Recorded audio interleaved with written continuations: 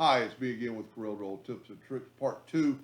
Not really necessary, but somebody's having trouble with the lens tool. I just made this video a couple hours ago and he asked how I did that. And I sent him a video of the lens tool, but he can't quite seem to get it.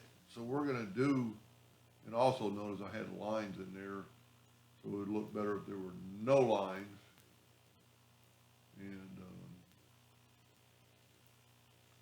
And then let's make it red on this one.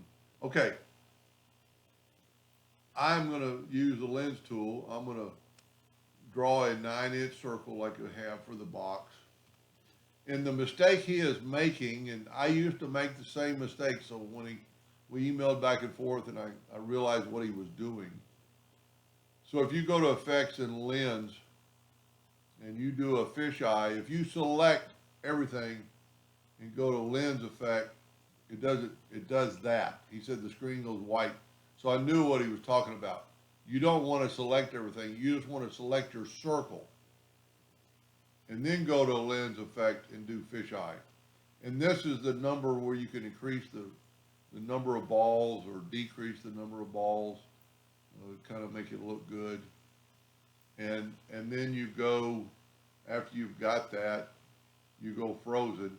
In some versions you have to hit apply, but since it's frozen you don't have to, and we're going to hit P, put it in center page, go to object, order back of page, and it looks like it's in that cube. I actually like the blue against the red. It really shows it off.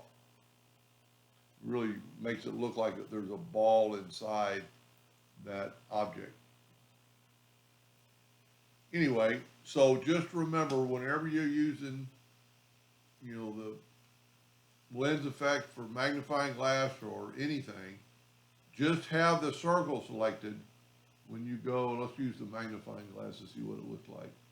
That's not as cool. It does zoom in, but the fish eyes, the king, and then, you can change the dots so they won't be quite so big and exorbitant, but then you go frozen and it kind of freezes it in that screen.